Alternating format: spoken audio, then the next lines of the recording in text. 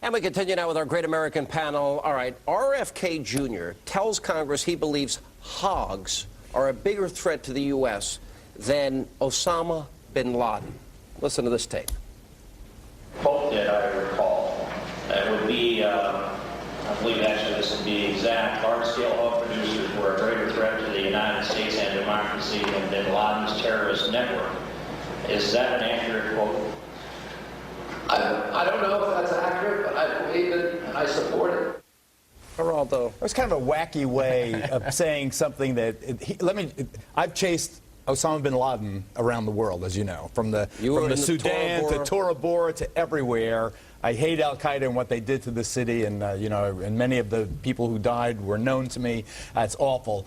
But if you're adding up the number of people who have been killed by Al-Qaeda in the United States compared to the number of people who have died from waste, from food waste and animal waste and pollution, I think that he literally is correct. He just said it in a dopey way. Who's died from animal waste and food waste? From pollution, from these big hog farms, from big cattle farms, from Who's the died from a hog farm, Geraldo? There are 5,000 pollution deaths in the United States last year, 76,000 hospitalizations. You had the salmonella, the peanut butter, E. coli.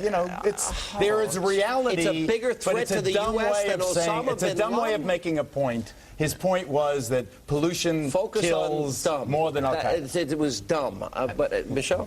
I'm sorry, but he opened himself up for this one. The most dangerous pork right now is coming out of Washington, D.C. Good line. Steve-O?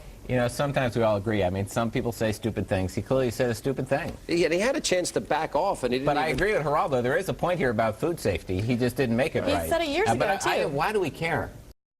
Well, we care because, look, he's a global warming he's in this hysterical mode, an alarmist. 650 brilliant climatologists, you know what they came out and said? Man-made global warming is a crock. It's a myth. It's not happening. If anything, they're saying now that we're moving towards an ice age. All I know is my warming. mustache hairs froze yesterday morning. And I hate when that happens. All right. We've all watched this Miracle on the Hudson. And the FAA released tapes today of new audio from this plane crash. Let's roll the tape. This is Cactus 1539. Hit birds. We've lost thrust on both engines. Returning back towards LaGuardia. Okay, you need to return to LaGuardia. Turn left heading up 220. 220.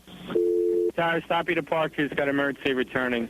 Who is it? It's 1529. He bird strike. He lost all engine. He lost the thrust in the engines. He's returning immediately. Cactus 1529. Which engines? He lost thrust in both engines, he said. Got it. Cactus 1529. We can get it for you. Do you want to try to land 1013?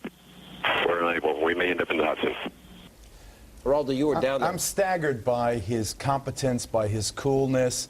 And I also want to take this opportunity to say that even though that aircraft 1549 had those combustion stalls on Tuesday, and I thought there may have been some connection between Tuesday's incident and the incident on Thursday, and now I stand corrected. The FAA says indeed there are feathers or bird remains in both engines. It was a very extremely rare double bird strike, so it was exactly as advertised. In either case, Sully is one of the most brilliant aviators since Charles phenomenal. Lindbergh. And so is the entire crew and every passenger, by the way. Do you think we should, there's a big debate now about killing the Canadian geese, the Canada geese that come around the airports.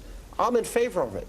Because there's so many of them in Long Island, New Jersey, around the I live on the Hudson. That plane passes in front of my house. They are my dock, and they leave turds about this big each one.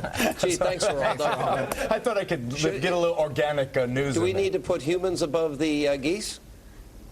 I haven't heard of very many cases of it. Sean, if you think it's a good idea, I'm willing to look into it. I'm willing to look into it and see. I put humans in front of the geese, and I think you made the right point. The captain did a fabulous job, but the rest of the crew really did. All the flight attendants who got those people out, and all the people on the plane who didn't panic and did what they were supposed to do, listen to what they were told to do. It's every once in a while the story happens that makes you feel good about everybody. Spoken like a true United States Air Force fighter pilot. Yeah, He remained calm. He really did, and a man of few words too.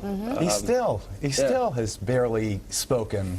Just an amazing. But that's the point. We have not lived in the era of heroes, the Lindberghs, the Chuck Yeagers. Now we have one. All right, guys. Good to see you all. Thank you for being with us.